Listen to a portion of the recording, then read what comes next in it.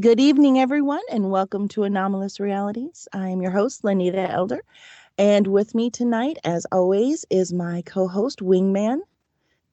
How you Good doing, day. Wing? Yeah, Very how well. was your Thank you. holiday? Yeah, it's okay. Not too bad. Not Passed too bad. quickly. Yeah, did it go fast? So we had a little bit of a break. Anything interesting happen in your life during that period of time?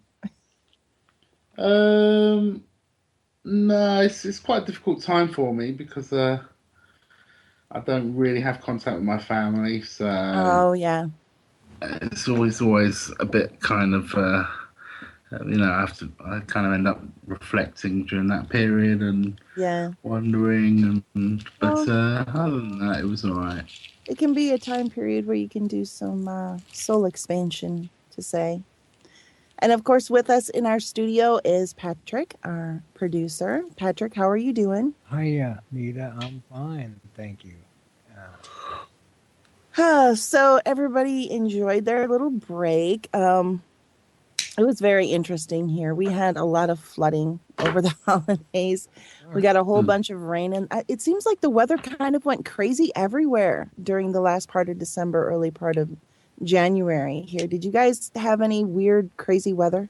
A lot of rain and Yeah. wasn't as cold. It's getting colder now, but Yeah, Yeah. we had flooding issues in the UK as well. A lot of places got flooded. Yeah, we had flooding here as well. Gosh, my studio. I had water in my studio. We had water coming in through the roof. It was like everywhere. It was it was hard. Yeah, we it don't was. flood, thank heavens. It all goes into the swamps. Oh, the And, swamps! Wow. yeah, I'm in the estuaries of the Chapaya and the Mississippi. So Oh my a lot of goodness. places for water to go, so it doesn't So come. you're used to the, the moisture and the kind of, Oh yeah, we got the wet yeah, cold. That wet those types cold. of, If it's in the 40s here, yeah. you want to die. It's They kept telling us we were going to get snow, but it never happened. But up north, they got really blasted with snow, quite a few of the states. hmm. Yeah. So the X Files is coming back this month, So and we I kind of heard. wanted to talk about that a little bit because it's been how long has it been since the original X Files ended? It was like in the early 2000s, and it's been a lot of years since the last movie. Did you watch X Files, Wing?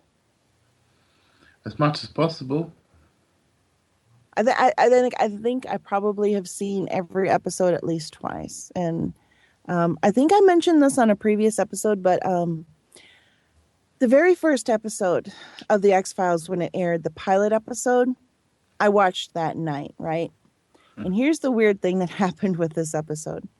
I'm watching this on the pilot night, and on this night, when they're doing the opening credits, right before the episode starts, it says, this show is based on actual files, case files for the FBI, and this, that, and the other thing, but has been dramatized for television. So it was like a disclaimer, right?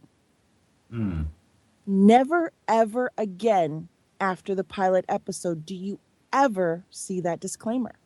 And if you try to look up the pilot episode, you won't find the disclaimer. But it was there that first night. That very first pilot episode had the disclaimer. It's like somebody somewhere said, "No, we can't let people know that this is an actual case file." Um, so it just got ixnayed, and so that was never ever seen again. But thankfully, I was watching the night it aired, and I saw it myself. So I'll never forget that. But yeah, they've totally like either that or it's another Berenstain Bears thing where it's alternate reality. I don't know, but it's been wiped from every. There's no evidence that there was ever a disclaimer saying this is based on actual case files, but has been dramatized for television. It's you just there's no evidence anywhere of that ever happening, but I saw it myself. It's just the strangest thing. Some say it's also been quite prophetic at times, especially with regard to Mm. the attack on the Twin Towers that they depicted in one of the episodes, pretty much. Did they have an episode that did that? More or less outlined what happened. Yeah. Interesting. That's interesting. I'd be curious to rewatch that one, definitely. There was that wasn't the only there were a couple of things that kind of foreshadowed the Twin Towers that suggested that it was known before it happened. Like the Illuminati card game that Mm. had an actual one of the cards in it when it was created in the mid 90s, showed the towers, two buildings getting hit by airplanes exactly where those hit. But this was made, about 5 years before it happened. There is another thing that I caught personally. Those little vending machines with the toys in them that you try, the claw machine, and you waste a lot of money trying to get things out of there. Uh-huh. Well, we were getting some toys out of there for our kids, and I pull out of this claw machine a Beanie Baby, and it's in remembrance of 9/11, right? And it says the New York City Fire Department, we will not forget, on the bear. And I open up and look at the tag for the bear, and the copyright for this bear, this remembrance bear in remembrance of 9/11, is 2000. Okay. Of course, It that was a was year flag. before it happened. So they got the copyright for this remembrance bear for the New York City Fire Department. It has 9/11 and the ribbon on it that they use for their remembrance thing on the bear, and it was copyrighted to 2000, a year before.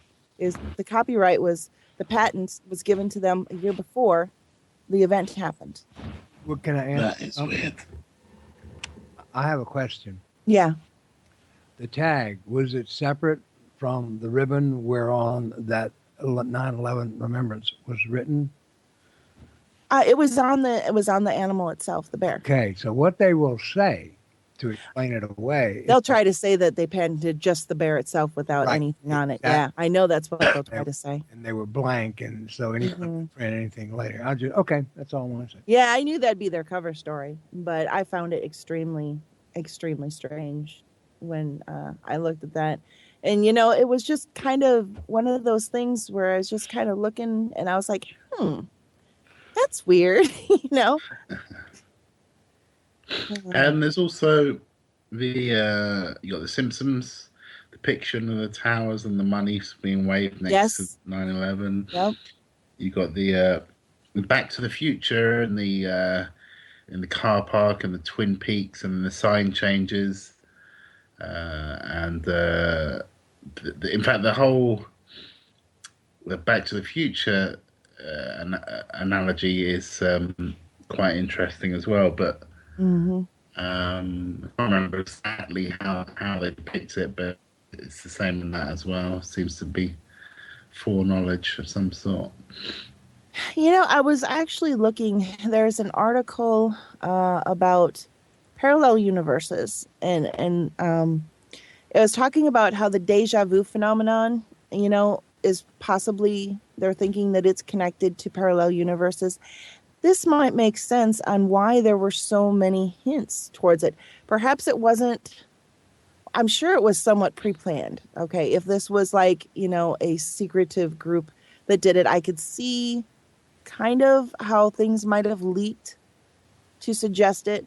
But there's also the possibility that perhaps an alternate timeline is trying to warn other timelines that have the potential to, witness the same things that they've witnessed, what might happen, like a forewarning.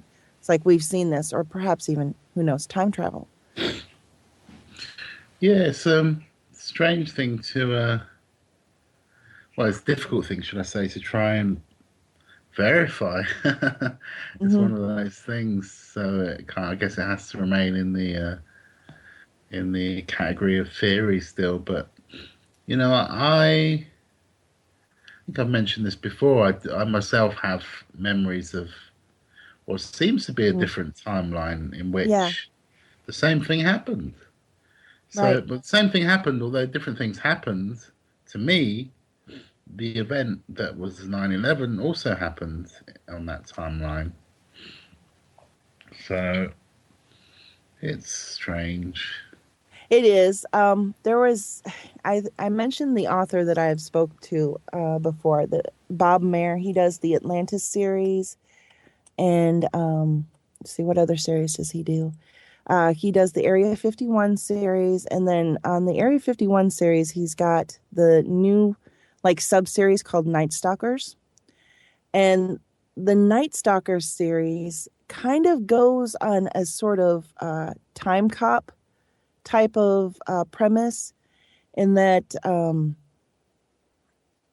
the story kind of goes that these people are protecting Earth's timeline because it's under attack from like other parallel timelines and parallel universes. Now, this is the gentleman that is a former Green Beret, Special Forces, and had mentioned to me during a previous interview that 85% of what he puts in his novels is real. So when you've got someone that's been this deep into special forces types of things, dark black projects, and they're writing extreme science fiction or what would seem like, extreme science fiction, and then they make a statement like 85% of what I'm writing is true, it gets you starting to think, about all of the things that are being addressed, and he has come back and mentioned in several different books the idea that this Earth's time is being threatened by another. So that there's a sub story in the Atlantis series that um, basically one timeline keeps trying to attack multiple other timelines and mess up their resources and steal their resources from them and then go back to their timeline. Like they've messed stuff up so bad in theirs that they keep attacking alternate timelines to keep theirs sustained. So this is something that I don't know. It's really kind of tripping me out, just some of the stuff that he's writing about, and then kind of some of the things that scientists are saying that they think are possible. And he's saying 85% of what I'm saying is true. And he's talking about parallel universes and other timelines and other worlds interacting with ours and affecting them. And we've got scientists now saying that, they think that it's possible to open up doorways between parallel worlds now, and they're coming open with this in the public. So now we've really got to look at, something that we used to think was science fiction may actually just become science. And it's kind of weird. Well, I can't explain the bleeding through, if you like, of the memories on the other timeline, and I have no recollection of how they seeped into my consciousness. None whatsoever.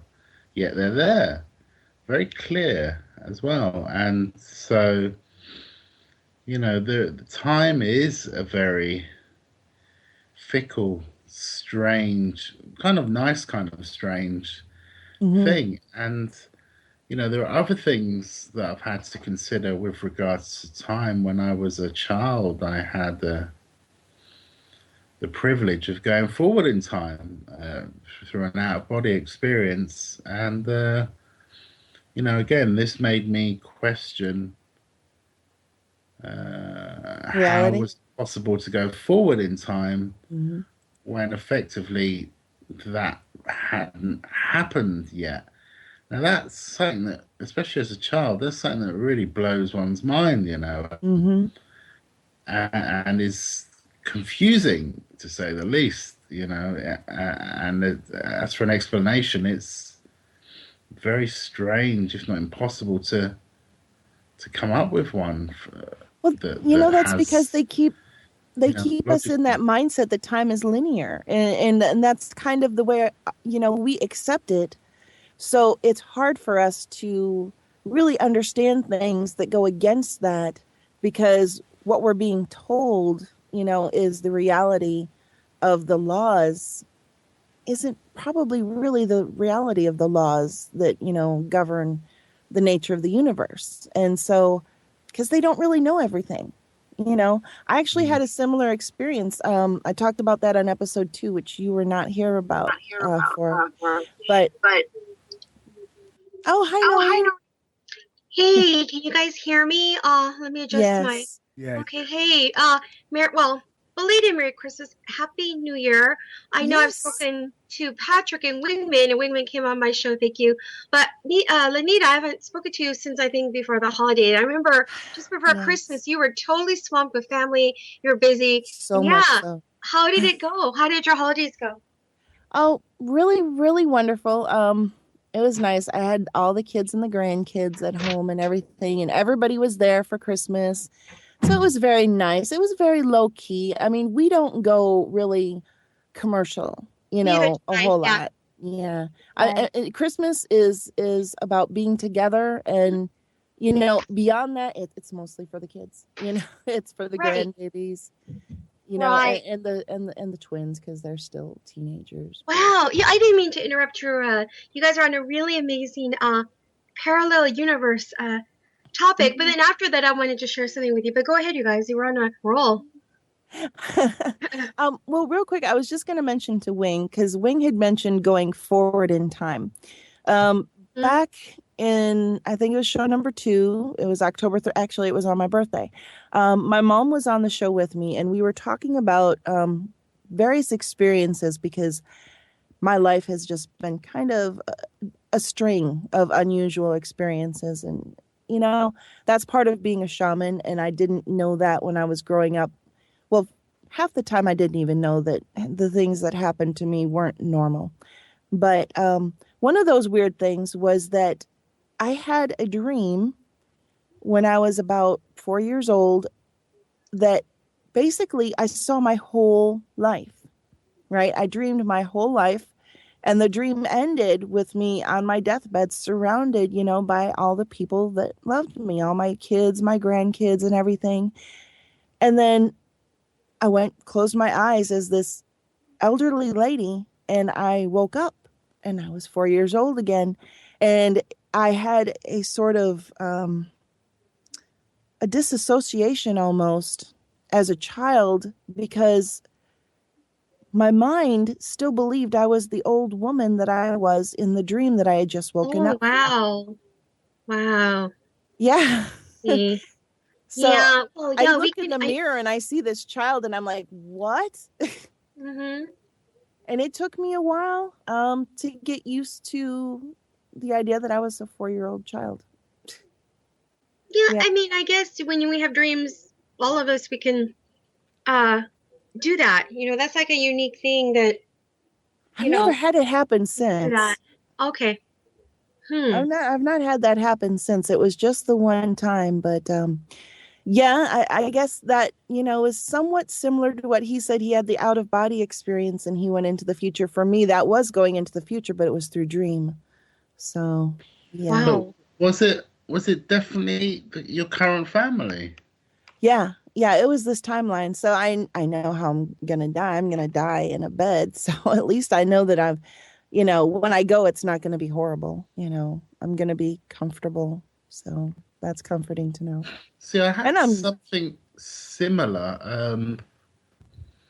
I was walking home from school. I must have been, I don't know, 8 years old, and I had an instantaneous, very strange, never happened since, an instantaneous out of body experience. Just walking back from school, nothing triggered it, nothing in particular. It's just like bam, like that's, 20 meters away from my house, and wow. I wasn't very far from the school anyway, literally 2 minutes walk. And all of a sudden, I'm in the sky, and I'm in the sky, but my perception has shifted to that of an adult that seems to be me, but is an adult me, and is an adult me from this timeline that's passed away. And I'm Wow. like, it seems quite normal, and it's a transitional thing going on. And I have a guide with me, and the guide asked me if I want a review, like a preview of this life. the life as a child that I'm living my life now. And I remember the adult me perceptive point of view says I didn't last time, so I will now. And so I have this kind of cinematic fast forward, lots of scenes of this life. And then, very similar to your own experience, when I get back down into my body, and God knows what was happening in the meantime, or whether any time actually passed at all, um, then I have, for a while, the perception of being an adult and being quite delirious and actually, for a moment, not actually remembering where I lived, even though it was 2 minutes away. Wow. So that was strange. That was strange insofar as the adult me was me, but wasn't. If you know what I mean, it is and Right. isn't. The young Because me you weren't was in me, that moment. You were and viewing it. pardon. Said you weren't in that moment, like living it. You were viewing it from the outside, which is very strange. Um, what the child as a child? You mean? Yes. Yeah. What it's like. It took a while for the child me to come back, but for as soon as the adult uh, alternative me was in my child body, it was a bit delirious. It was like looking around, and it was like just taking it all Confused. in. But the strangest thing was not knowing where I lived. Yeah, that was. And the funny thing is, when I went indoors and my mum was there, she wasn't acting the same. She was silent as I walked in. She didn't say a word, and that was really unlike her. So maybe she could sense something. I don't know, but yeah, it was that was strange. That was strange, and there's a few explanations I've heard people give me on that experience, and some people say that the adult was a walk-in, which is Possible. kind of true in a way, I guess. Yeah. But that sounds like a separate thing when I hear that interpretation, and it doesn't feel separate because it just feels like me. Like when Anderson in The Matrix says "Hello, me," and so something like that. Mm-hmm. So there's another him, but he says "Hello, me" kind of thing. So it was like another me, really. That's the only way I can Yeah. put it. I cannot see it much, if any, difference between that me and me. Um, Another terminology I've heard is like a soul merging thing happened. But what find quite interesting about it is that potentially there's more than one of us. Is maybe we have, depending on where we're at. I don't know. Maybe not everyone experiences it. Probably not. I don't know because you don't hear much about it. But perhaps we can live more than one life, whether it's on this timeline or another timeline or another parallel aspect, world or universe. And there are times when the kind of like when you're casting a fishing line and then you reel it back in, and you Mm-hmm. have the memories of that fragment reeled back into your own kind of Yeah. soul group in a way, if you want to call Yeah. it that. Yeah. Yeah. That kind of goes along with what my guest Sherry Wild had said. And this, it kind of makes the whole parallel thing make a little bit of sense at how we can access it, is because one of the lessons that they had taught her was that, you exist on multiple dimensions at once. And if that's the case, then that explains, how and why the deja vu thing happens, and it explains, how maybe we can get hints of things from alternate us's, because we're only conscious in one reality at a time, or at least it seems like that. But that doesn't mean that we aren't still in the other realities. It's almost maybe like they're almost lined up and we just experience them. And the amount of time that seems like a long time to us is actually a very short period of time to our soul. I don't know if that makes sense. But it's strange that we have these abilities to kind of get a preview of what our life is going to be, which almost suggests that it's kind of laid out for us. And that's kind of disappointing somewhat, if you think about it, because it makes it seem like, your path is your path. There's a very tragic example of this, actually. My oldest daughter, she made me a grandmother this year. But before this relationship that she's in now, she was with another young man who was very troubled, and he had a very difficult life. And I did my best to help him as much as I could, and I tried to make him feel loved, like he was one of my own while she was with him.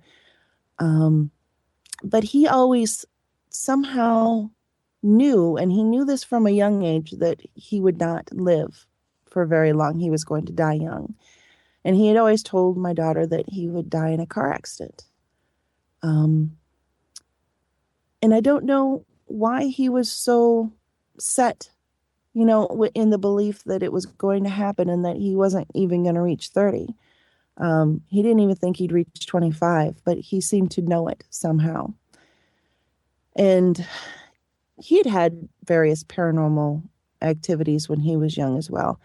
And I hazard to use the word demon because I'm not religious, but it seems that there was something in his life that had sort of a demonic presence to it that kind of haunted him when he was younger. They had a house that had very negative activity. But I don't know if this was the source of his belief that he wasn't going to live very long.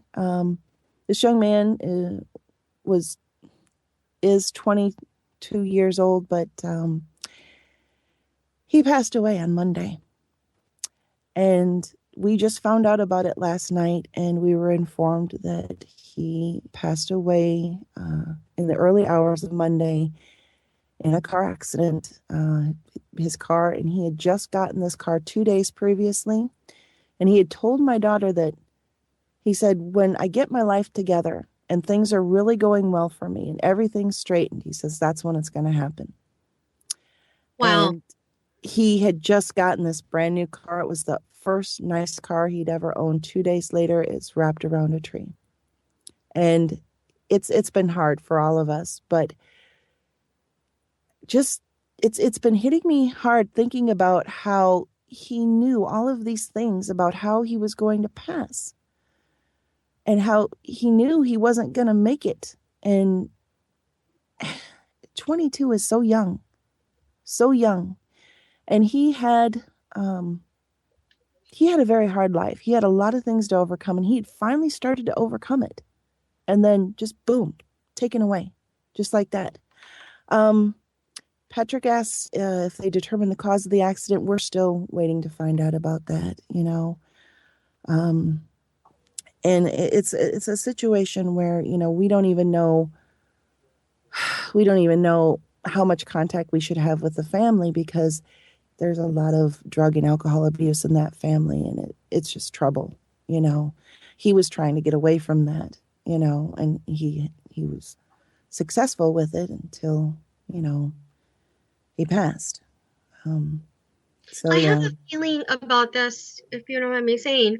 Go ahead. Touched upon something.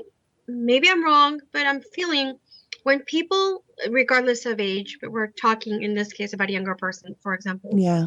Anybody. Sometimes when they're very sure like that, like he sounded very sort of sure about what certain. his path. Yeah. He sounded certain about what his path was, what he was here to do, and around when he was gonna leave. Yeah. Seems like that kind of soul. They're not better or worse, but they know. Like, in other words, they knew specifically they came here for a very specific thing. It sounded like, well, I needed to accomplish This. A, B, C, D, right. Yeah. And then when that's done, that's done. So what I'm saying, I think the only difference between, say, him and others is that he just knew, I am here to do Yeah. this. Whereas there'll be other people who didn't have these premonitions. They're doing the same thing, but they just didn't know it. And then they, die. Yeah. And then they realize, okay, I did that. I did those things, and that's why I had to leave after I was done with them. So, yeah. But, I mean, I'm not saying every person's life is that set, because I hear different theories from people. I hear different theories. I don't know if, like, they say for some people, like, for example, a friend of mine, when she had her daughter, she had toxemia, and she almost died. Not the daughter, but when she was giving birth, and she said she had out of body experience, and she saw God and guides and all this stuff, and they told her, well, this is what they said to her. They go, you could choose to stay here, meaning come back to the other side, or you can go back. And my friend said, well, I have a baby daughter to raise, so I have to go back. So she had the option, and she chose to come back for the daughter. And this is an amazing thing to me. Maybe for some souls, when they come here, it's kind of maybe not so set, where maybe when the time comes, they may have a choice. But then maybe I think with others, no, is a definite thing you got to get done, and that's it, and then you could go. So it's really mysterious as to why, some people, maybe it's more open-ended for someone like that, whereas this young man had a very definitive path and he knew it. Well, going back to what Sherry spoke of, there are volunteers, people who come here with a specific purpose for a specific reason. We have a job to do, and maybe he was a volunteer, even though he had a really rough life, that doesn't mean that, he didn't have an important task to do, to take care of. And oftentimes, it happens, with volunteers, they don't know always, initially. Sometimes it's later in life, but they're often shown because they need to be shown, why they came here, so that they can get done what they need to get done. Sometimes they don't need to remember, though. Sometimes they'll do it naturally. Mm-hmm. It's amazing. It's mind-blowing. And by the way, Noreen did a wonderful workup for me before the holidays, and I never got to tell you, but it was really, really good. I just loved it. It was really good, and it was very, very close. There was, I forget what the one aspect was. It was something that I had never seen done before. Was it on the astrology or the human design? Or? The human design. That's something that's new to me. It's new to many people, really. I mean, I've only been studying it for a year or so. What is the nature? What is the history behind that? The human design. That one, I probably posted a link. I sent you so much stuff, you're probably get overwhelmed. But yeah, but it's not. Yeah, it's funny. You're right, because it's not really. When I say that it's not old, I mean, like, so what happened is in 1987, this man, I forgot his original name, okay, but he named himself Ra Uru Hu. But in 1987, he was just a cameraman, and he was in Spain for I don't know what reason. All of a sudden, this information was downloaded into his mind. And what this was a system. They later named it human design, but it comprises of astrology, Kabbalah, I Ching, and the chakra system. So basically, yeah, when you look at the human design, the body graph, and I think, if you guys don't mind me saying, I know I did one for Patrick and Wingman, but don't worry, if you guys don't remember yours, don't even sweat it. But yeah, I did it actually for all you guys. So, because I do it for my own education too, by the way. But anyway, so if you guys remember your body graph, you see those centers. That is the chakra centers that I mentioned, and how the whole design fits is that when they use astrology, that's why you need your birth date and a close approximate time and place, and then that's where the astrology comes in, where it comes into the I Ching parts. The I Ching are the little numbers and the little, they show you, well, your sun is in this house and this gate and blah blah blah, and then the Kabbalah, that's the part I haven't looked into in far is how it fits into human design, but it does. So, that's how it all, basically what it shows you is how you operate energetically. The astrology chart, in my opinion, because I've studied astrology much longer, would be very detailed script or changing script of how the planets hit your chart, how they change. Yeah, and human Yeah. design, I don't want to say that it is not set because actually transits do affect your gates, like those little numbers and those chakras. Mhm. So when planets rotate through all that, it does hit that. But the thing is difference would be your human design speaks about how you use your planetary energies, the neutrinos when you were born and how they came into your body. I mean, I don't know how much you want me to talk about this, but I mean, I guess just briefly to describe the four types. I'll just do that because there's so much to it. Yeah. Yeah. Yeah, the four main types, and this is kind of important for human design, is number one. I'm going to say the dominant one of the human population on Earth are almost 70% of the people are generators, which includes there's a subcategory manifesting generators and generators. Then the next group, okay, the next group of the largest ones I'm part of, and so is Patrick actually, would be projectors. And then you have manifestors and reflectors, and they're very rare. But I think you and Wingman, if you don't mind me saying, but you guys are Mhm. I'm sorry, generators. But Lenita, I think you're a manifesting generator, which is about 32%, and then Wingman, yeah, you're a generator. So basically, you generators are you have that second chakra in red defined. So that's kind of like the life force energy of the planet. That's the vortex of energy in the planet that kind of keeps life going, like to reproduce, to work. Now, granted, okay, not all generators. Clarification: they're not all here to always work, B, always get married and procreate. But that life force energy is there in case you got to draw upon it. Well, okay, I guess I'm going to do this, and boom, that's kind of there for you. Now, the non-energy types, like myself and Patrick being projectors, which are 22% of the human population, manifestors 8%, reflectors 1%. Now, reflectors have no definition in their chart; it's all white. That's why they're so Mhm. rare. But anyway, us non-energy people, we don't have that second chakra, which is the box right above the root, which is usually defined in red, which would make you a generator. We don't. That's white for us. Now we can have a lot of gates lit up in there, but if they don't connect channels and create channels, then it's white, and we're not generators. This is very interesting. So basically, for us, well, quickly, the projectors, the manifestors, and the reflectors, even though we are all quote non-energy, non-sacral people, doesn't mean that we express this the same way. Projectors, like me and Patrick, we have a kind of a piercing aura, but it's sort of permeable, which means we have the ability to know. And then the manifestors, that's interesting. They're about 8% of the population. So they're really kind of small group, but I definitely, know many, and there's many famous people. Johnny Depp is a manifester. Al Pacino, I'm sorry, Robert De Niro, I think, is one. Or no, I'm sorry, Al Pacino. Those people are here to make an impact. And then the reflectors are just kind of here to reflect what's going on with the people around them. But then us non-energy people, we need more rest.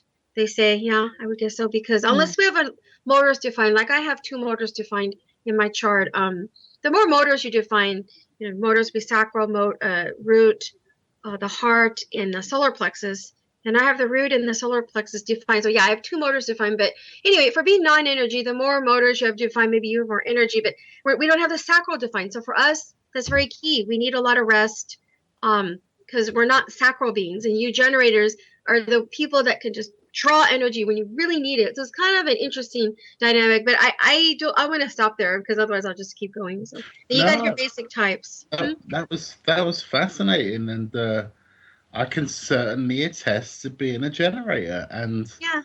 I didn't realize how little of an activator I need to start generating and projecting energy Mm-hmm. around me. So much so that it affects the reality around me as well. And Mm-hmm. there are times where I thought it was an internalized thing, and it wasn't until I started experimenting with pushing out this energy that was Mm-hmm. generating naturally within me, like you say, Right. um, that I realized it was having an external effect. I realized it wasn't all in my head, and No. that this physical energy thing that I was Yes. manifesting at these times, normally in kind of trance, Mm-hmm. were physically, visibly perceptible. Right. And so much so that one time I was experimenting in a bar with bouncing around energy, and this guy caught me and he knew what I was up to. Uh, so that was quite fascinating. I did it. I experimented with it in an airport once. You know, pumping around energy balls, and as it came back, it kept getting bigger and bigger. This energy ball, and Amazing. that was quite interesting. And so, yeah, in fact, it got to the point where I got a little bit paranoid about it all, and I had to tone it all down because it was. No, because it would affect my reality. My reality suddenly changed around me, and things got super weird. And I Mm. really wasn't mature enough mentally to be able to cope with it at the time. So, very interesting. And the manifester. So, the manifester's interesting as well. So, does it mean manifesting, or does it mean what does it mean really? You know, Okay, I'll define that. Oh, the yeah, you said manifester. Um, well, actually, Wingman, there's the a pure manifester. Is that who you're talking about? I know, but the pure manifester would be non-sacral. So, meaning they have that sacral second chakra is white. Whereas opposed to say Lanita, who's a manifesting generator, she's still a generator, but the reason she's a manifesting one is because she's going to channel going from her throat chakra to a motor. Okay, and like I said, the four motors would be the root, the sacral, the heart, and the solar plexus. right. So she's got. I have to look at her chart. She's got a channel going from one of them, otherwise she wouldn't be a manifesting one. So all that means for her, she's got the energy of a generator, but really the manifesting part means you could be quite a doer. You know, a multitasker. Sometimes when you hear stories about people, like you're just amazed. You know, like wow, this person works, has kids, runs a PTA, does blah blah blah. Sometimes, not always, many times you'll say, "Oh, manifesting generator." Okay, makes sense because they have this ability to do a lot. You know, even more than a regular generator in a sense, not literally, but you know. But the pure manifester, this is different a little bit.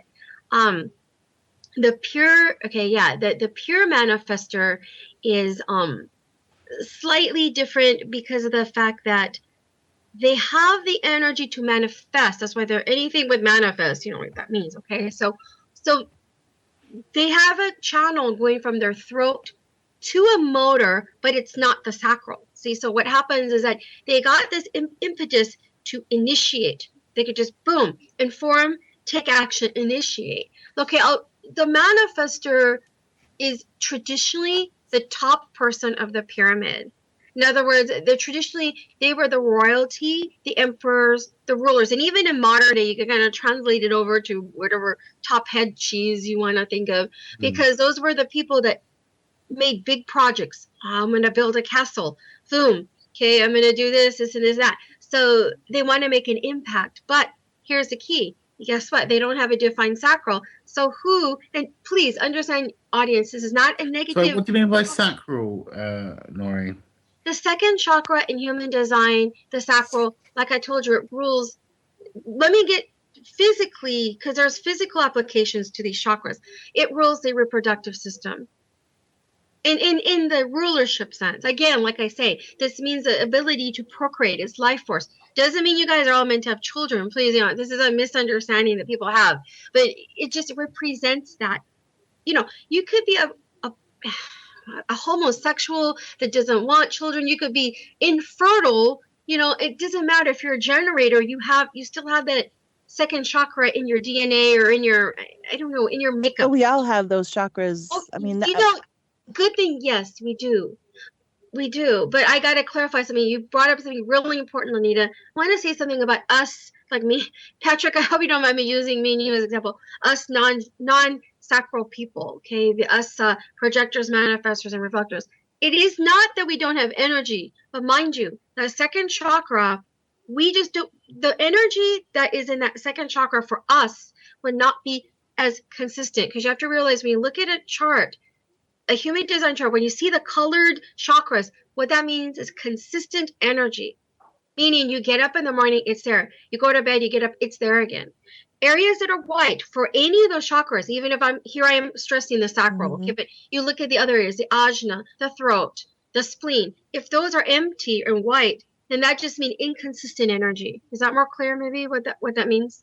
Well, the thing is, and this is why I don't know that I definitely really agree Mm-hmm. with this system, is Right. because a person can take charge of your chakra system because your chakras have to be balanced. And if a chakra is closed, you don't have the energy flowing through it, you're not using it right. But anyone has the ability to open up those chakras Oh at yeah, any no, point in their life mhm, and right, make them active and exactly. balance them out. No, I'm not making understand something. When you're what Okay. you're talking about is something that is open to all human beings. That ability that you're talking about. With Right. human design, all it tells you, like again, and maybe I should really stress this again. It just all it means if you have a white chakra area, just means inconsistency. Meaning that because if you have a defined area, it just means that it comes really natural to you. Naturally, yeah, I Yeah, guess. that's all it means. So you are right, Lanita. And I've looked at things to stress the areas that are white on me because I have, let's see, an undefined throat chakra too, and all this other. So we all have these things. It's not very common for people to be all defined. Mm. Although it does happen. Famous people, John Denver I was looking at his human design. He's all defined, the late singer. You know, it's just that, but many people do not have all definition. It, I've seen people with high numbers of definition, like 7 or 8 chakras defined. Hmm. What that means for that person, for example, is that in those areas, their energy is just more consistent. And it means that they're less conditioned from their youth into their adulthood by external forces. It doesn't mean they don't have problems like anybody. This is not about perfection versus less. It just means that, okay, let's look at your channels, look at your centers and your channels. You have your channels connecting to the centers, which make them defined. One gate has a line, meets up with another gate with another line to another center, boom, you got a defined center. So, if you look at the chart, it kind of shows how that goes, but just means it just means inconsistent energy versus consistent energy. So getting back to the manifestor is, yeah, I hope I answered that, but just I So know it's kind of yeah, complicated. so the man going with the manifest. This is very interesting, by the way. So the manifestors, yeah, carry on. Yeah, I hope I answered Lanita to your. I don't know. I'm not trying to sell you on this. I'm just Sort explaining of. the It difference. just it kind of sounds like almost like the template that you start out with, but Mm-hmm, I'm not certain how mm-hmm. all of those things can actually tell what's active in a person Well, you're at right. other points in their life. It's kind You're of like right. their starting point, what their base was when Mm-hmm, they first came into exactly. Mm-hmm, this right. this life. What they had, it was basically what they have to work with. You got it. But It's right. Of people have got to expand from there because course. No, through I life mean, look, experiences you just Look, I'm into 5-dimensional expansion, so I understand what you're talking about. Yeah. So, but also astrology is sort of like that in a different way too, where you're born, your birth chart is sort of like snapshot of the planets when you're born, and then that changes. So, in a sense, you're talking a sort of similar paradigm where you're talking about here's your birth chart, here's your human design chart, here's your numerology.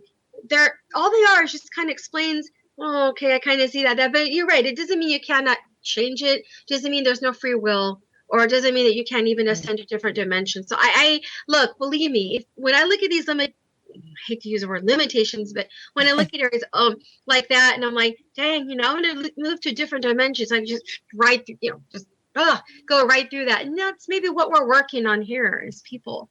And getting back to Wingman about the manifestors, yeah. So getting back to the here's a good example of what a manifestor like. Let's tell you about the royalties, the elite. So let's say you have a manifestor type person, just from using a fictitious example. You'll say you go back 2, 3,000, 4,000 years, you got a manifestor person or type person. Oh my god, what is that noise? Okay, and then they decide to what do you call it, create a castle. So their goal is they tell their wife or their advisors, I'm building a gigantic castle. Or, it could be, I'm building the Taj Mahal, I'm building Buckingham Palace, I'm building blah, blah, blah, whatever. Okay. And then, or the Great Wall of China, you name it. What do, you guys? They summon who? The slaves, right? So basically, the slaves are the generators. It's not a negative commentary. I'm just saying that kind of shows you how this sort of works. Like, you got your manifestors, a small 8% of the population, and yet, they rule traditionally. I'm not talking about literally, maybe rule the world symbolically, command the big projects for mankind. Oh, we're going to build a sewer system, and we're going to build a highway system going all across the United States. And, these are manifestor ideas. And then you get your slaves. Okay, there's a group of slaves there. We're going to put them to work. Or, we got a union, and we're going to pay them cheap labor unions, but there are slaves, and then your generator's like, okay, I'm desperate for work. I got to feed my family. I've got 10 kids, put me to work. So it's kind of a very, very loose template of what I'm trying to explain here. And, it's obviously today's generators are not living in enslaved conditions. Thank God. I mean, I hope not most. Well, I don't know about that. I think argumentatively, we're still living in slavery. No, we We're are. not aware of it. We are. No, we are. This is my whole point, you guys, about this. This is just symbolism. Take this as sort of a metaphoric story here when I'm using these examples. We are. So you might say that, let's say, for example, on Rev Radio, you probably have a lot of generators too, because you guys are majorities. So you're like, we're slaves. We want to get out of this slave mentality. So actually, slaves are meant to revolt and to change. Okay, they're not meant to stay slaves. And then they say in human design, the manifestors are symbolically these days, quote, what? Retiring, right? They made their impact. They made their money. I'm ready to retire. Maybe give the slaves our rights. I'm off to an island. Okay, so then the slaves like, yeah, now we could create our own destiny, and we need you projectors to give us guidance, and your reflectors to hang out and reflect. And so it's not like a story of what do you call it, like pathology, or it's meant to evolve too. So just so it's an interesting thing, but I'm glad you guys. Just out of interest, there was this one time where I was a bit hot energetically, and I was freaking out because I had to project my energy, but it was quite chaotic, if you like, and I was very uncomfortable by it. So this was when I was generating a lot of energy, and I found that the only relief I could find was if I channeled it into someone. And funnily enough,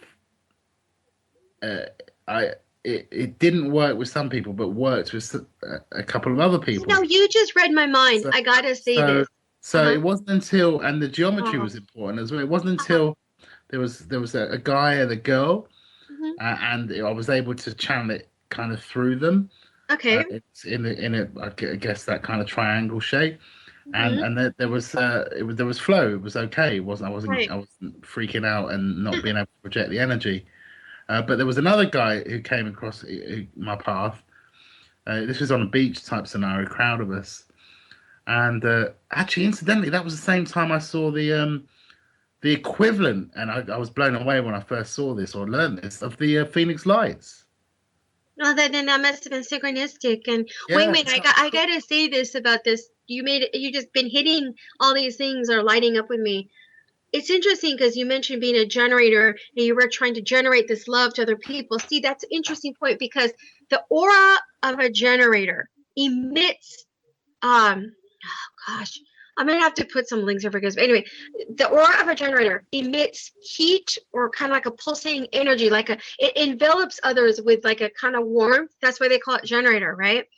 So what's interesting is that generators that way, us projectors like me and Patrick, we also have a permeable aura. If you think of people's aura, so generators have a permeable, how to pronounce that word? Permeable, meaning kind of an aura that's flexible, fluid, and then it generates this warmth, fiery stuff, and then takes in energy, puts out generating energy. And then as projectors like me and Patrick, we also have permeable fluid auras. Not that we generate the fire of the sacral like the generator, but what we do is we can take in you guys' or other people's energy, and you guys pull us in. Okay, but the manifester, the pure manifester, not manifesting generator like Juanita, she's a generator, but the pure manifester and the reflector have steely or solid auras. Like the manifester has a steely, in some cases repelling. Now understand something. If you have a solar plexus defined in your human design, your emotional authority, I'm one, I have to look at you guys' charts again. The solar plexus, interestingly, it's not exactly like the sacral, but it is emotional. So it is a little bit, there's a little bit of warmth and feeling going on in that one too, in that motor. I have that motor defined. Maybe you guys do have to look at your charts. I don't think Patrick does. I think Patrick is a mental projector. He's got the ajna and the crown only lit up. But anyway, but I have the solar plexus. So some people might think, oh, I have this warmth to me. It's not generator coming from my sacral. It's coming from my solar plexus. But anyway, getting back to the manifester. Reason I pointed this out. Oh, I got the music. I'll just finish. I don't have too much more to say. I'll finish it up after the break. No, it's good stuff. I'm enjoying it. Okay. Yeah. We will be back after the break. And we are back. Okay, we were talking with Noreen Nita, about. Nita, did you? Oh, you're there. Oh yeah. Do the promo, the station promo. Go for it. Yeah. And then Yeah, there we go. Okay. I didn't know if you were there, Patrick. Yeah, I'm right here. Just a short break here, but you are listening to freedomslips.com Revolution Radio, and we are the biggest internet radio station on the net in the world. And the way that we have kept going for 5 years and into our 6th is by your donations, and we need them. We need them badly because right now, well, I think I saw Karen is throwing in 25, and so we'll be looking at 145, and it's January 8th. What we need to raise this month is $26.50. Okay, so $2,650, and so we need everybody listening to take the time to just go to the home page. If you're not in the chat room, it's easy to see how to donate. Go to the homepage, hit the donate button, and send us just, $5, $10. Be great. Whatever you feel that you can. I know times are hard, but we won't be here without you. And then if we're not here, you're not going to hear anything from this end of things. So please help us. And we have specials that run. We have the seed special for $100, and then we have the bullet drive, I think, for $50. And then we have the Zazzle store, and we have the archives for $6.99 a month, a real good deal. And so please help us. We need it so bad. And thank you for everything that you do, because we love doing it for you. We don't get paid a bit for this. We do it out of love, and we enjoy your presence that we can see in the chat room, which is a microcosm of the macrocosm. At any rate, we need your help. So, and back to our host, Lanita. Thank you very much, Patrick. Now, what we have been discussing before the break is a new kind of sort of astrology, I guess, done with a lot of different elements that Noreen has been talking about. You can find more information about it at humandesign.net. And there's all kinds of information there about it. I'm not 100% sold, Noreen, on this, and I'll tell you why. There are some of the things, especially everything else you did was spot on, but the human design, some of the elements just didn't seem to click. Some of the things, like I'm trying to remember what it was. There was something that it said that just isn't me at all. Right, of course. There was, let me see where it is. Oh yeah, you'll always find that. I mean, even with astrology or this thing, you're gonna find things that maybe you don't resonate with. It's not unusual. Yeah. Mhm. Yeah. It was basically saying, like, I can't think for myself. Oh no! Oh, you want to know something? No, hold on. You have, I think, undefined ajna, and so does Wingman. By the way, Wingman, you don't mind me bringing up your chart. That's the thing is But that no, my I'm crown not. and my ajna are actually extremely strong. My Oh, aura, no. my base aura is actually white. I wasn't. See, I would never say that you are not definitive in your thinking. I think, yeah, this is what. Let me clarify something about the ajna. There's a lot of misunderstanding about the definition of that, because people, if they look at it and go, "Man, I have an undefined ajna. What does that mean?" I'm like, I'm an airhead. No, what it really means is there's like a. But you might be right. I've noticed some people with undefined ajnas who have pretty definitive thinking paths. So I would have to agree with you. Some of this is maybe sort of borderline. I agree with you. It might be too generalized, is what I'm thinking. Yeah, it can be. It can be. Yes, I would not disagree.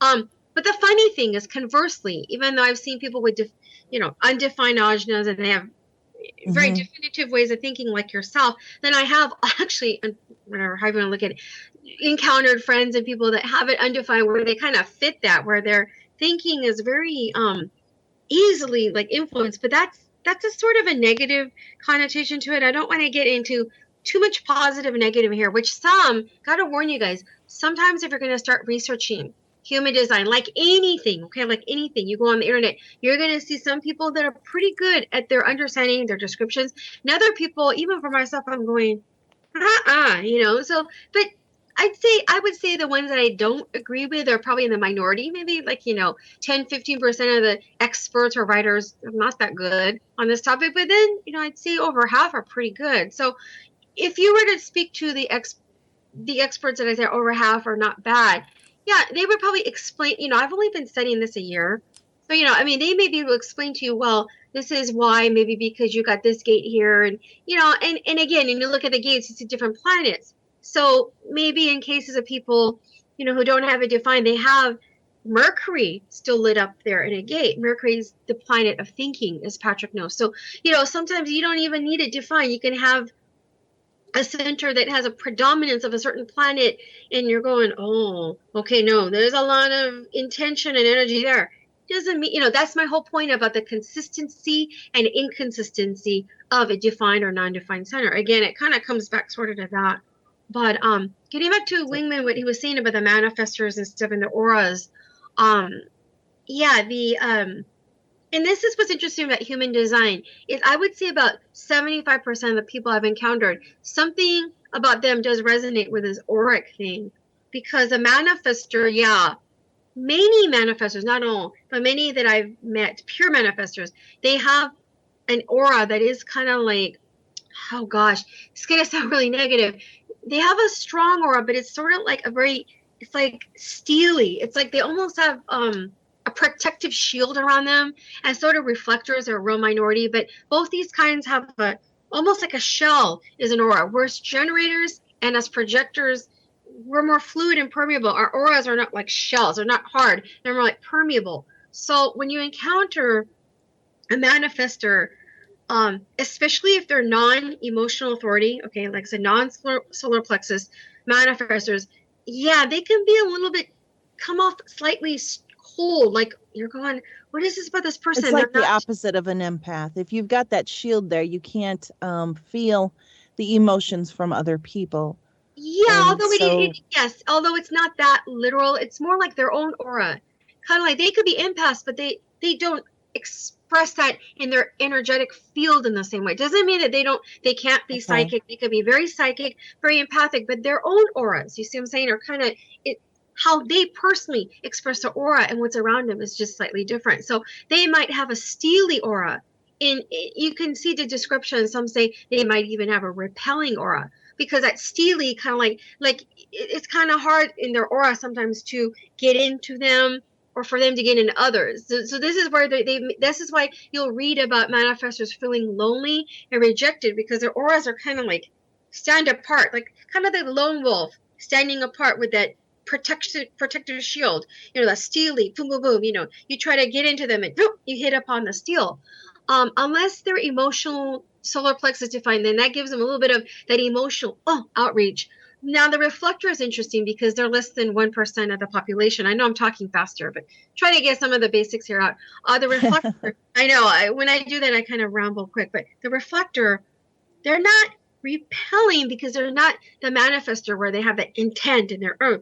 They have no definitions. They're kind of like a clear shell. Like you might say that the manifestor of a steely aura, the reflector has a Teflon or a clear, like what is that? Plexiglass. That's the word. Kind of like a plexiglass. So here they are going around. They're hard, but they're kind of reflecting like a mirror off people. So when they walk in a room, other people's auras kind of reflect, like watching, like, a mirror. So they're kind of unusual like that. But yeah, so the aura of the generator and the projector are more permeable. So yeah, it's just, these are, I know this is a new topic for a lot of people and a lot of information at once, but yeah, so, Yeah, that's why I shared the link with people so they can kind of look it up and, check out all the different info about it so they can, decide for themselves, if it interests them, if it's something, that they're, want to look into maybe a little bit. Yeah, I put it in chat too, that one that I put down here, Excellent. the basics. Yeah, the one I gave to you right here. That's like a real basic. explanation. Yeah. I'm sorry, Patrick, go ahead. I just said it's already there. I was talking Yeah. to Rita, Noreen. Yeah, great. No Okay. problem.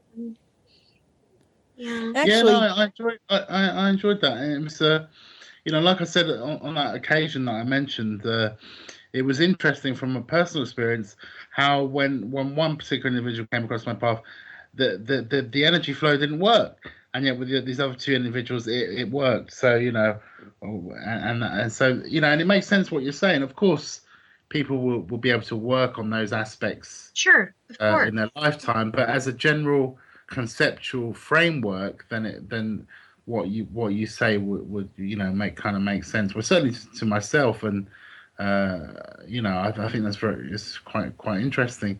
So yeah, thanks for sharing that. That's Well, quite, yeah, and, quite Wingman, thank you for sharing your personal experience because then it gives people a better idea. Oh, I'm a generator. I can relate or whatever. Let me give you my experience as a projector, okay? Because whatever, since maybe this might help people. Me being a projector, I'm a 3-5. Okay, forget those are profile types, too complex. The thing about my chart, I have a defined crown, ajna, root, which is a motor, solar plexus motor, and spleen, but I don't have the defined sacral, otherwise I'd be a generator. And I don't have, many people don't have this either. About only 35% of people have a defined will, that's a motor. I don't have the defined either, but many people have a throat defined, which I don't. And about just under half have the G or the identity center defined, and I do not. So in my life, okay, real briefly, here's my example of human design.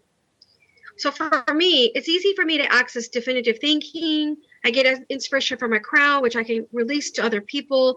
Patrick's the same way. He's got a defined ajna and a defined crown. I have a defined root too on the very bottom. Root is a kundalini, so that's kind of the ability to. I always found with myself when I set a goal and I organize, yeah, I can do it. So I have that. It's a motor, and I have but I don't have the sacral. See, and this is interesting because if you have sacral, then I'd have that gasoline going, okay, I'm going to take that and go boom, boom, boom, which I don't have that consistently, right? That's the key word. Okay, but I have the root. And then I have another motor, which is a solar plexus. That's interesting. 50% of people have it, 50 don't. And that one, when you have a defined emotional solar plexus, your excuse me, your emotions kind of go with the flow. You're an emotional being, so you kind of emit a certain power behind your emotions. This is a little bit hard to describe.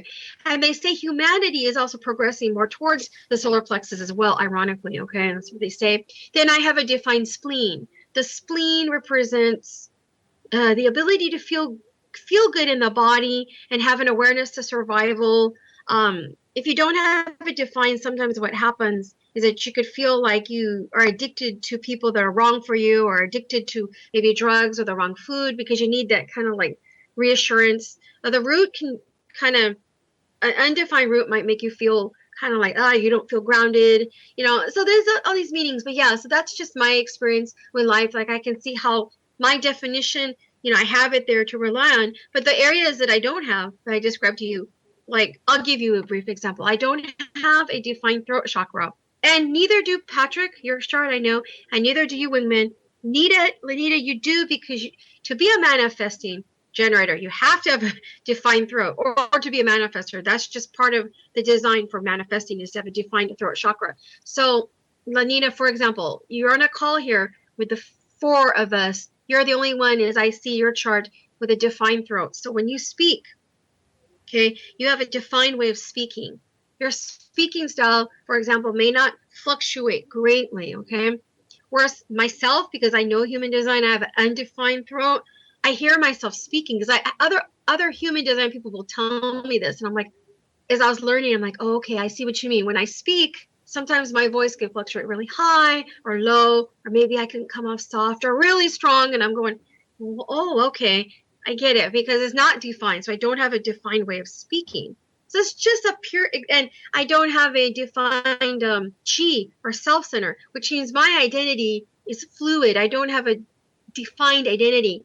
Neither does Patrick. Neither does Wingman. I don't think you, Wingman, I gotta look yours again. I don't think you do. Lanita, you do. You have a defined, so you're just not picking on you, but your identity is defined. Who you are is a little bit more defined. So it's kind of like that G is kind of like also how you fit into the world. Like, for example, me having an open G, I'll ask myself, who am I? It's a constant question, right? Like, people with defined G may not ask that of themselves as much as a person like me with an open G. If you have a defined G, you might be like, I'm pretty sure of my identity. You know, I'm not saying everybody is all the time any person, but you may be a little bit more sure of who you are as your self-identity.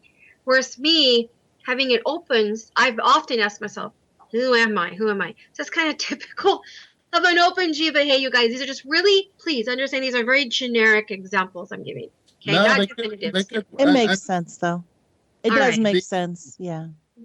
The throat thing you mentioned on me is one of my most problematic areas. I am totally uncomfortable with my throat chakra, if you want to call it that, and the way I speak, and it's bothered me for a long time. Well, And I haven't let me found look my at your voice, if you like. let me look at your chart, because Wingman, I think you have an open throat like myself. And another thing I want to ask you, and Patrick has it too. I know Patrick. I know his chart really well because he only has 2 defined centers. But let me look at yours. See, I think us 3 with let me double check you, Wingman, because I'm pretty sure you don't have it defined. And I wanted to ask you this question. Okay, let me look here. Yeah, no, you don't. Okay.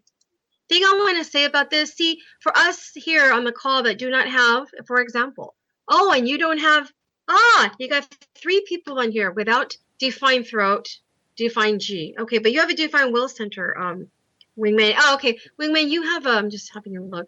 Your 3 definitions in your chart would be your sacral, that makes your generator. You have a defined will, which is a motor. Another one, you have the 3 defined motors, but not the 4. Then you have a solar plexus, like me too, definition. Okay, so see, again, getting, excuse me, there you go. There's my throat chakra. Getting back to, yeah, getting back to the defined throat here is very interesting. Because there's 3 people here, Lanita being the exception, that has an open throat. But we have gates. I see all of us have gates in there. Okay. So When you what have do you say about Lenita's throat? Because this is quite interesting. I would agree that Lenita's voice sounds very much more like I perceive her than how I perceive myself and my own voice. exactly, My exactly. voice doesn't Yes. emulate what I feel No, about myself. no, it does not. Because see, that's the thing about us having, and I feel the same way you do. I don't know about Patrick. Okay, I'm not trying to pick on Patrick. He has his own stuff. It's okay, but I'm resonating with you because being open throat and open identity, you have no gates in your G, in your identity. I have 1 gate. I think Patrick has a few gates in there, but he's still open there too. So, for example, having the open throat, we're not only feel inconsistent when we speak, but sometimes we feel we're not heard. I don't know if you ever had that problem in your life. You feel like you're not being heard. Like sometimes you'll be in a crowd of people, or even on this radio station. Let me give you an example. Even on the station, I have a round table. I control my round table, but believe me, I have to put some effort because I don't have a defined throat. So sometimes I'll be like, excuse me, can we tone it down? I'll have to say it 2 more times. Yeah, okay, excuse me. And then people are, okay. They don't hear me right away because but I notice with people with defined throats, they don't even have to shout because the energy coming from their throat is defined. So they'll just start speaking and people will listen. And I'm like, okay, there you go. Yeah. It's an interesting example. Well, the thing about the throat chakra is communication. That is its main defining characteristic. Right. And so a person with a defined throat chakra is a person who knows what they want to say and knows how to say it, and they're set on it. You just explained what that means in human design, ironically. So that's what I'm trying to say. Now, please understand, you guys, this is not set in stone like Lanita was, inquiring about. It's like a template. If I'm understanding, it's like a template that you come in with, and like any template, it's just your base starting. It's it's like a paper doll. You put other clothes on it, and then it looks different than when you just first cut it out. So as you're going through life, you have all kinds of different experiences, and they help you advance these different things that you start out with in a certain place, but you can definitely tone them up over time and get. Oh, hell yes. And transits will change the nature, and also, like you said, your own personal esoteric and spiritual practices, right? What can help you to, like you said, to make transformations and changes as well. So you're right about that. One interesting thing, though, about having a lack of definition in an area is, again, the conditioning aspects. It gives you Sometimes, freedom, though. mhm, It well, gives you freedom. it does. And open, you're right, the freedom, but the open centers also have a certain wisdom to it too. So it's kind of the reason why you have, like you said, freedom or the wisdom is because what happens is when you have the open center, you are aware that you're not defined there, right? So then you could see how other people who may say, for example, have definition there, and you're looking at them going, wow, they got that. And I always wonder why. How come, And then you're like, okay. Then you kind of maybe see the quality that you would like to define in yourself more consistently. But sometimes in order to do that, you have to also decondition stuff. That's kind of, in some cases you'll have to go, wait a minute. In order for me to break through, I got to break away that crap and move it up, because those white centers, they have some conditioning in them from your childhood and onward, from your experiences, because of the openness. Whereas if you're defined, a little bit less ability to get the conditioning of the negative condition. I mean, so you come sometimes in knowing what. Well, yeah, I think we were talking about this earlier. About people who come in knowing what their purpose is. And I think that's kind of goes hand in hand with what you're saying about having the definition of knowing who you are, that defined self. I'm a shaman, and that has kind of always been something that's been a part of who I am. And it was that way from the day I was born. As I was instructed, as I was told when I was 16, I'm a natural shaman, which means it's not something that I trained. It's not something that I have gone after in my life. It's just what I was born to be. It's what I am naturally. Exactly. And so, as you're saying, having, that defined sense of who you are, I may not have always understood it until I was told, but in some sense, it was always there, no matter what. Because those elements were having an effect in my life, and it was steering me that way. And I understood on a level that I couldn't place, even at a young age, in relations to the shamanism. Like when I was a child, I was raised Christian. And even at that time, I knew that my purpose was going to be something into where I was meant to help people and heal people.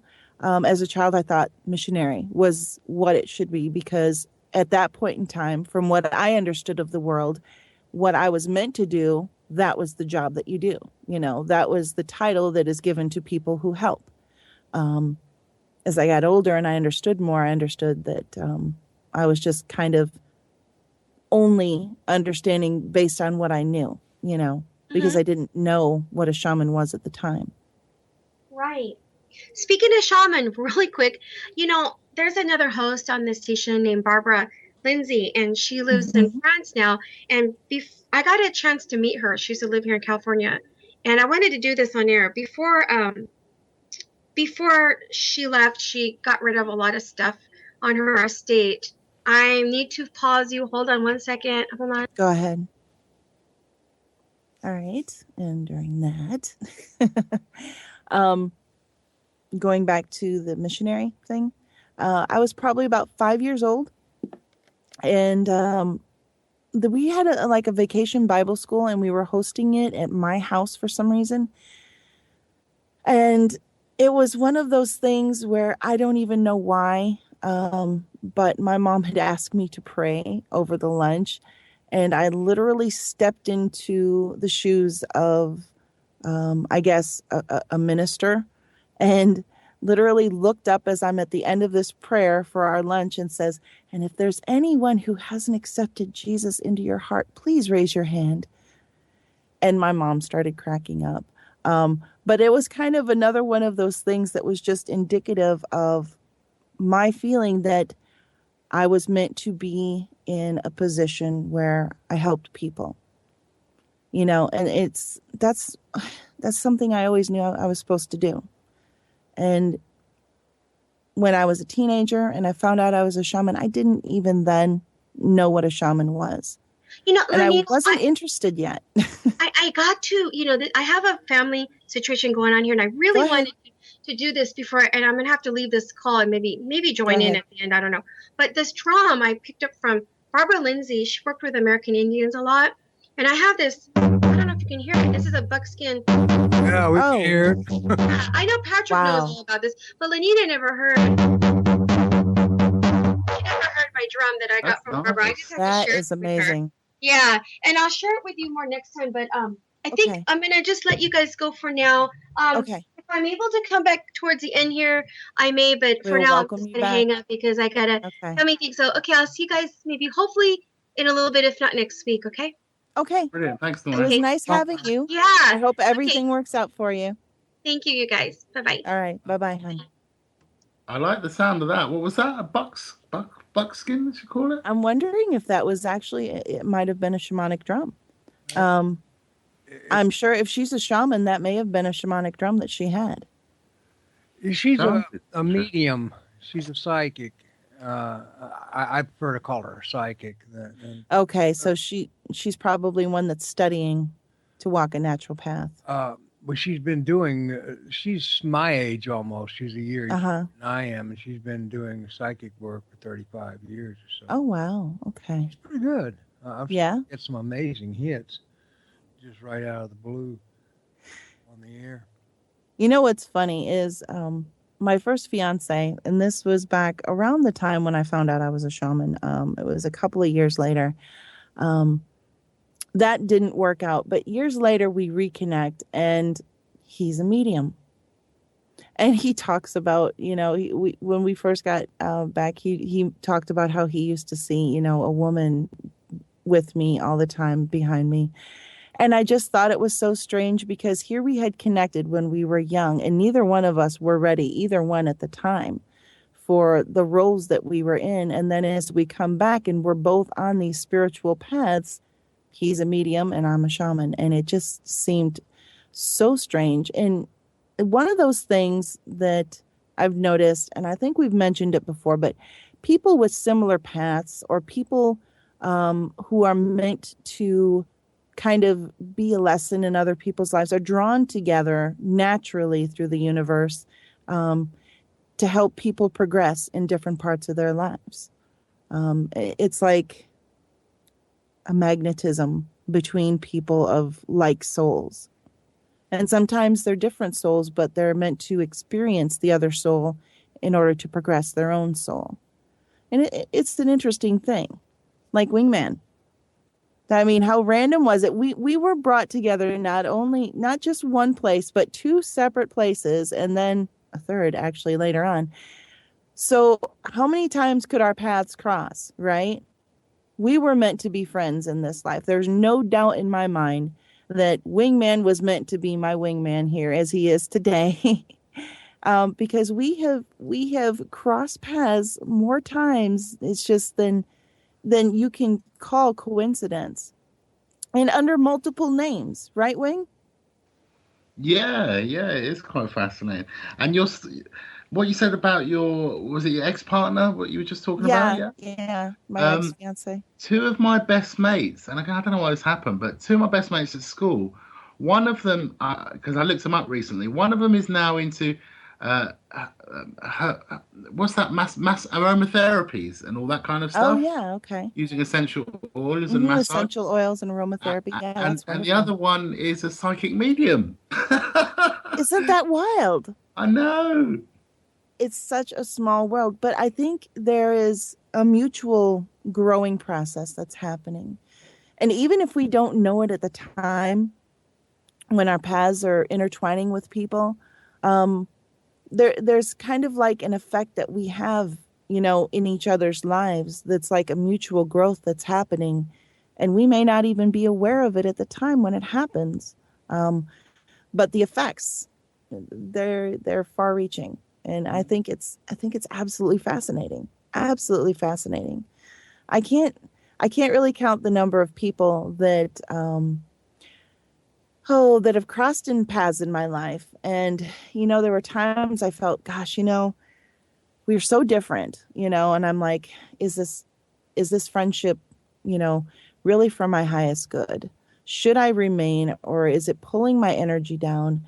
And then I notice slowly their energy starts to shift. And instead of being really negative they're starting to change slowly, and they start becoming more spiritual and more positive, and they start embodying love, and they're walking a spiritual path. And I don't know if it's a direct, response to the relationship, if there's multiple, but it's so strange because when you see that transition happening, you know that in some part your connection with them has played a role in that. And Yeah, I think so it too. it's so interesting, but at the same time, it fills your soul to know that you're helping another soul. You know what I'm saying? Yeah, yeah, yeah. It's so amazing and so wonderful. And there's no price you can put on that. There's not even words that you can give to express just how amazing it is, just to feel that connection to another soul and to know that you've helped another soul kind of progress on their journey to where they need to go. And it may not be exactly where you're going, and Mm. your paths may go separate ways after that, but you know that you've done your part and they've done their part, and you've each affected each other, and it's something sacred. Speaking of sacred, I wanted to bring something up, and for our listeners in the US, boy, I could really use your support here. My tribe is currently battling with our local legislature in Wisconsin. They have proposed a new bill that is going to be catastrophic to our burial mounds in Wisconsin. I'm a member of the Ho Chunk Nation, and the Wisconsin Assembly has proposed a bill that will basically challenge the existence of the burial mounds, that will challenge their protection. What they want to do is they want to lessen the restrictions on what people can do. And I'll tell you why they're wanting to do it is because there's a mining company that wants to mine our burial mounds. So what they're trying to do is get a bill proposed that says that if they use some scanning equipment and prove that there's no bodies physically in the mound anymore, if they've fully dissipated, so they're not there anymore, then they can't be sacred anymore, and the miners can come in and mine our burial mounds. So right now, my tribe is holding a rally in opposition to this called Save the Mounds. It's going to be happening at the Wisconsin State Capitol in Madison on January 12th. So anybody that wants to help the Native American people and help us save our culture, please stop by the rally, or at least look up the information on Google about it. It's all over, the Save the Mounds rally, and share it if you know people that live in the area that are interested in helping preserve our culture.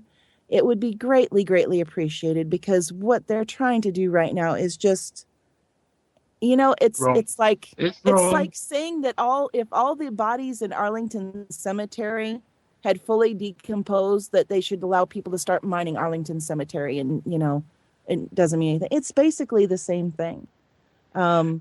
It's Well, horrible. someone needs to explain to these It's people they have no concept of sacredness, and that they've done no, enough damage as already historically to the Native American Indians. And this is not only disrespectful, but it's wrong. It's yeah, sacrilegious. it is. It flies in the face of anything remotely considerate. There's plenty of other lands to mine, plenty of other areas that are not based on a sacred elsewhere. Go mine them elsewhere, and don't basically whatever happens.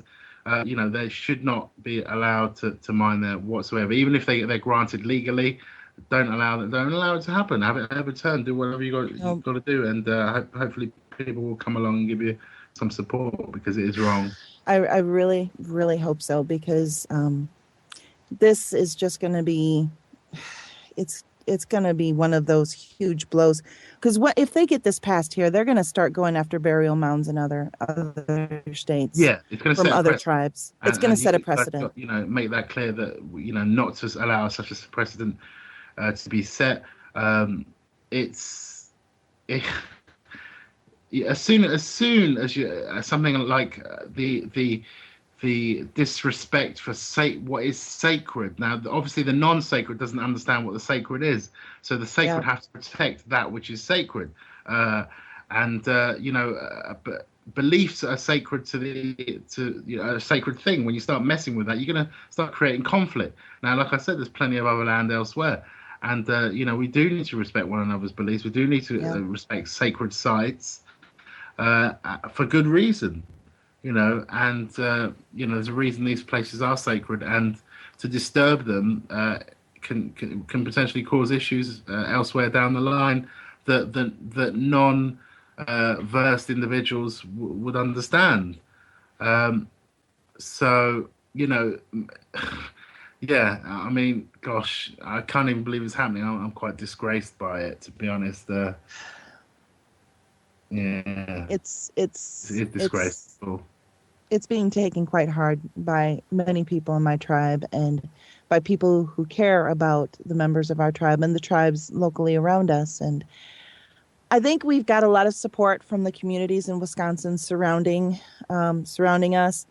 And what was really so disturbing to me was how many representatives were a part of writing that bill. There was a lot of representatives that were part of that, and it's so disheartening to see to see all of those people, and they have to have some sort of agenda as to why. I'm sure that they're getting some nice pocket change from the mining companies that want to come in there and start mining our burial mounds. Yeah. Yeah, and these burial mounds, I mean, they actually, even beyond just the bodies, there have already been items found near the mounds that suggest that they have significant archaeological artifacts in them that should be left alone. Mm. Things that just should be protected. Well, they If this shouldn't be falls allowed. through, There shouldn't be. There should be. There are laws in place with regards to archaeological digs as well. So, uh, you know, but they'll. The thing is, if they're mining, they'll not declare that. If they find of something, course. they're legally obliged to declare any archaeological finds. But the chances are they wouldn't obviously do that if it ever got to that point. Yeah. So that's kind of where I'm at right now with this is I'm a little bit worried about what's going to happen if it does pass, because I guarantee you, if they find that the bodies have disintegrated, that's not going to keep the spirits, the ancestors, from being there. That doesn't take the ancestor spirits away from there. And there's going to be some tragic things happening. I can almost guarantee it, because they're going to anger the ancestors, and you just don't want that to happen. I could see bad things happening. I'm sorry to interrupt you, but Go ahead. we have a chat room member who's in Minnesota who would like to make some comments on what you're talking about. Okay. Yeah, hi. I just tuned in a little early. I was going to catch the Kevin Barrett show. He's in Wisconsin. Okay. Has several contacts. Kevin's he's mainly a 9/11 activist, but he has a whole lot of Right. people that he makes contact with, and so he would be a good one to get a hold of. I believe you haven't brought this subject up yet, but you're probably talking the reason they want to mine is for frac sand mining. I think so. They Yeah, didn't cover it in the stories that I've been reading from my tribe, what the mining is that they're wanting to do. yeah, that's just rampant through this whole area, and it is just it's a vicious cancer. It's awful. Mm, Uh, I'm going to post something in the room here, see if I can get the right okay. link. I've been calling into other shows Hmm. oops, wait a second. No, I gotta back out here. Okay. Yeah, the frac sand thing, it's kind of hard to get into any depth here, but with as long as the price of a barrel of oil is over $50 a Mhm. barrel, then frac sand mining isn't profitable. As soon as it drops down, or as soon so what if oil goes up above 50 again, they'll go whole hog with the with the frack Uh-huh. gas recovery, and so the mining will kick into high gear. Right now, Oh, everything is kind of in a lull. I mean, I'm over in Winona, okay. and we just have when the oil prices were high, we had trucks running around continuously, Hmm. uh, and now it's slowed down because the price has slowed down. Okay, let's see if I can get this right. I Uh, tell you what, it is not slowed down here. I'm in Oklahoma right now. My tribe is in Wisconsin, and we have no end of earthquakes here from fracking. We have groundwater being polluted from fracking. It's a huge problem in Oklahoma. okay, and the link that I just posted is I started a I see it. little Mixler account, and so there's 5 different shows that I called into and kind of explained. This is all about big money, and Hmm. what happens is there's I'll see if I can find this other one. There's a Matt Taibbi article. He's a writer for Rolling Stones, and he talks about how every major boom bust cycle since the Great Depression has been engineered by Goldman Sachs. And what they do is they cause these boom cycles, which gets everybody in this frenzy, and they go out and they invest all their time and energy and Right. money into whatever the boom is. And right now, the boom is this frack mining. Uh, and then they drive down the prices of everything, and so the industry goes bust. And what happens, then is all the Mhm. big fat cats with all the money just come in and buy up everything for pennies on the dollar.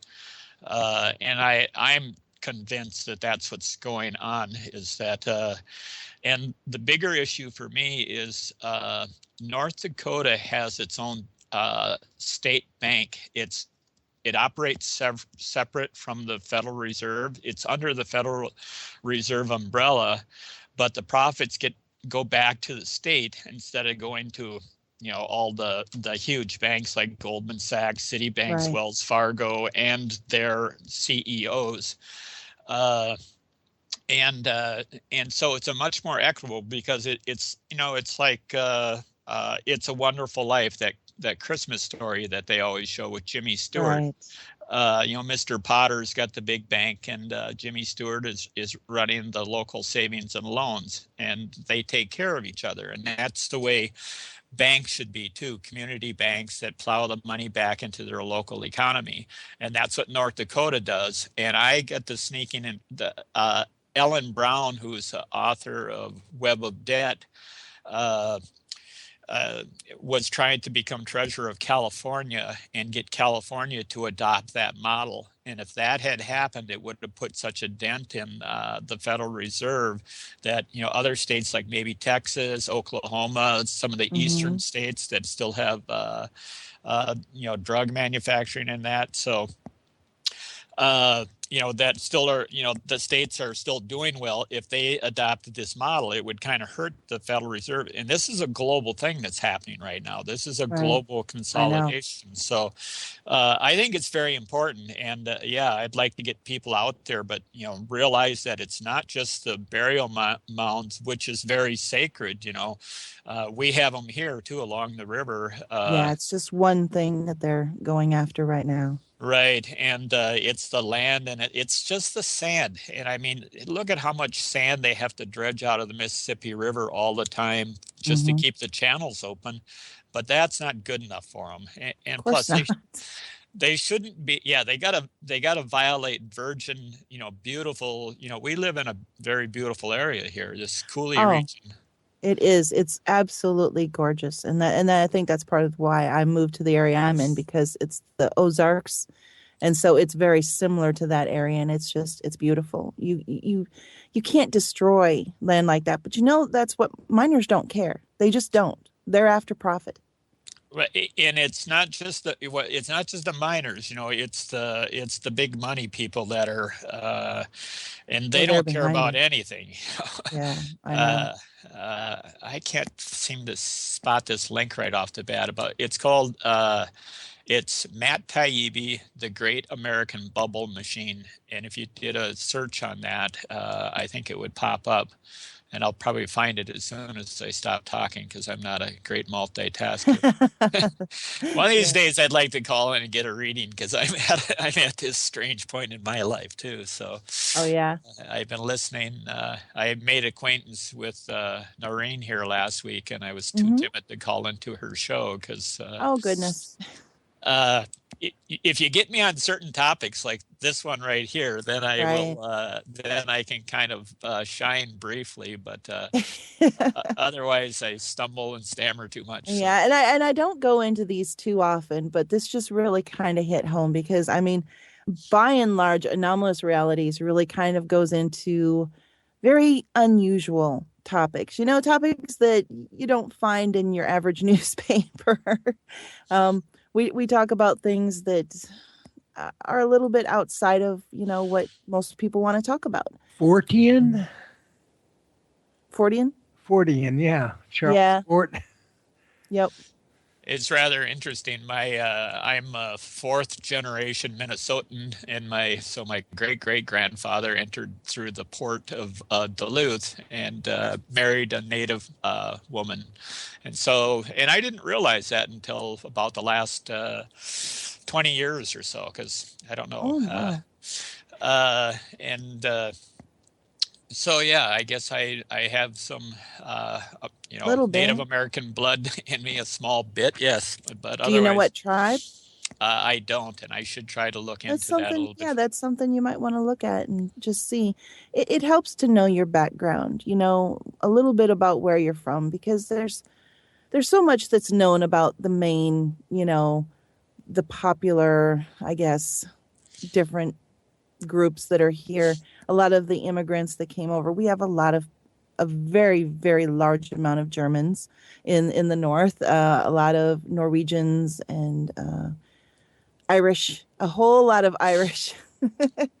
And there's a lot known about the culture, but if you only have a small amount of Native American and you just knowing about your culture is a little bit more difficult, because you've got to do a little bit of digging to find out, about your roots and where your ancestors came from. Well, So look it's at that. interesting because I've always felt a strong connection to this area for some reason, and I mean, I don't have any there isn't any economic reason for me to be here. I should have left a long time ago, but I always had this strange feeling that I'm just supposed to be here, Hmm. and I don't quite get it. Don't Uh, question it. That's something you just go with. When you get feelings like that, it's really important to pay attention to them because that's your higher self. It's telling you this, look, just don't question it. There are reasons that you get those feelings, that little voice in the back of your head and you can't quite hear it clearly, but you know what it's trying to tell you even though you can't hear it.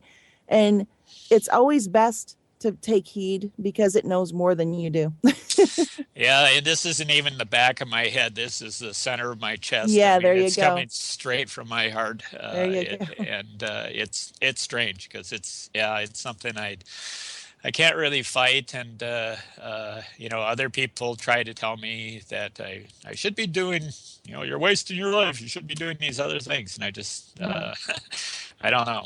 I'm a low keyed activist, but I don't know. I'm somewhat of a small conscience to the area. I guess I Yeah. get people to think about things, and so I uh, Well, I think it's I've been in. important that, we take note of things that when we feel strongly about them, people often feel like their voice doesn't have any weight and that, you can't affect change. But so much change has actually come across in the last year from people doing something as simple as just signing a petition.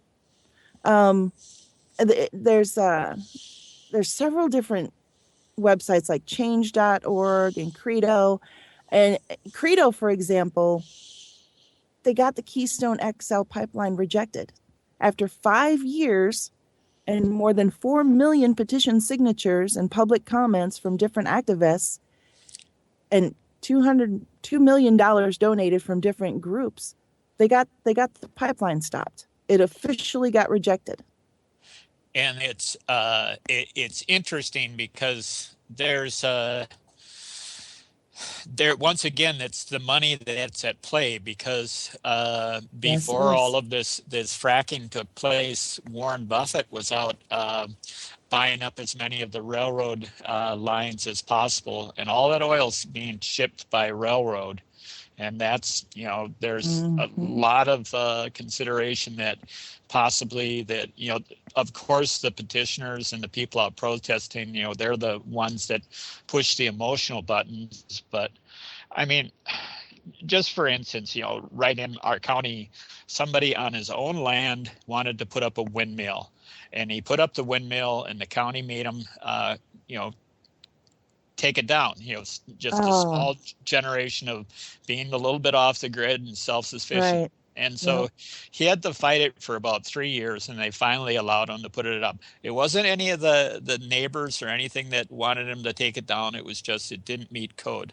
Yeah. And yet they have absolutely no problem at all with these out-of-town mining companies coming in and just raping the environment. I mean, they're just literally raping the hillsides and the bluffs, and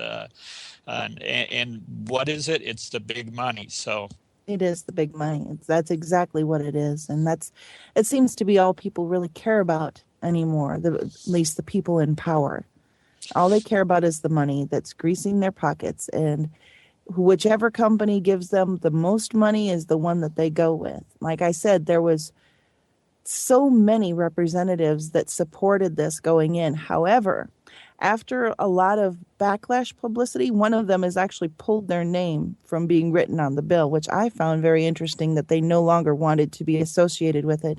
So hopefully that means that our voices are actually starting to make a difference. Well, I hope so too. But like I say, it's just so darn suspicious when you have someone like Warren Buffett, before any of this even gets started, he's out buying up the railroad lines. And I encourage people to dig up that Matt Taibbi article. It's kind of long, but he's a very colorful writer, and it's something people just need to know, that these things are, getting pushed by by big money interests, and they're manipulating the markets, and they can, it's not just North Dakota. It's not the only reason they're driving down the price of oil, but they're doing it to consolidate power in one way or another. And it probably has to do with the Russians and Saudi Arabia, and who knows all the actors involved. But all I can say is the reasons that they're giving us, it's not just haphazard. It's well, they're running scared right now. I mean, we're coming up with so many different green solutions that they can see the end in sight. And so they are scrambling, and they are clawing at every opportunity they can to try to keep oil going.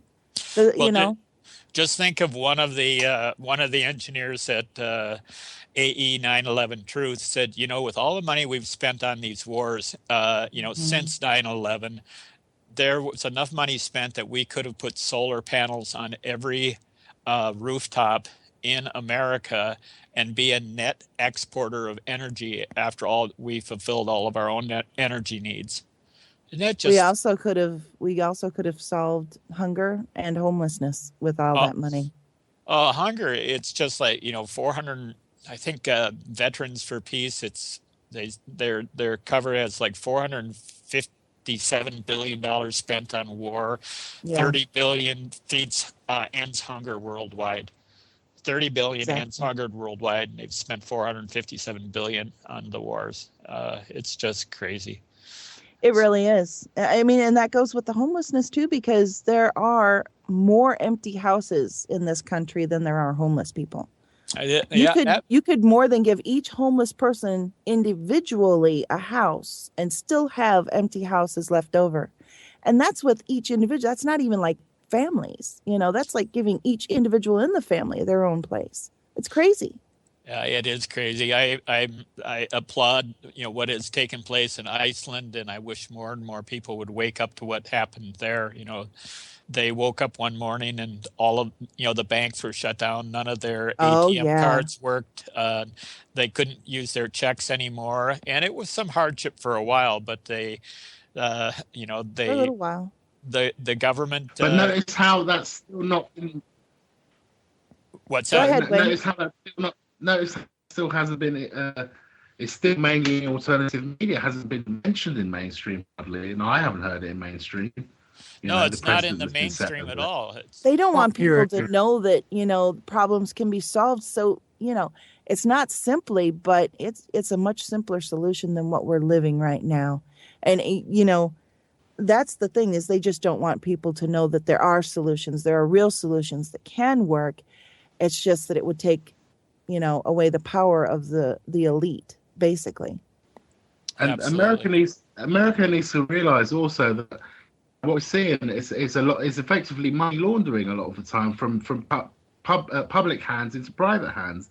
This is why they're making a grab for mining, for oil, because these things are convertible into money and power, and taking money out of the public, you see, away from the public. And also, let's bear in mind with regards to the banking side of things, the Federal Reserve, any president that comes into power over there that doesn't end the Federal Reserve straight away is not a real president. You see. Definitely. Absolutely. They're not. Yep, I agree. That's why they just completely did a complete blackout on Ron Paul. I mean, they just completely minimalized him because he was actually talking about the Federal Reserve, and now everybody's completely in love with Donald Trump. And you Yeah. know, he's so connected with that crowd. I mean, Hmm. I really worry. I think people have just gone crazy because even the alternate media, the big names are just all agaga for Donald Trump, and I know. it drives me crazy. I know. Same here. Same here. It boggles the mind that people don't see what's right in front of their faces.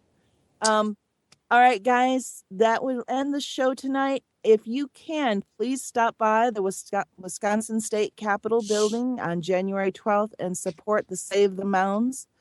Also, you can follow me on Twitter. It's at Nita Who. And you can find me on Facebook, facebook.com/anomalous realities. Thank you, everyone, for being with us tonight. And thank you to our listeners for joining us. And everyone, have a safe and wonderful night.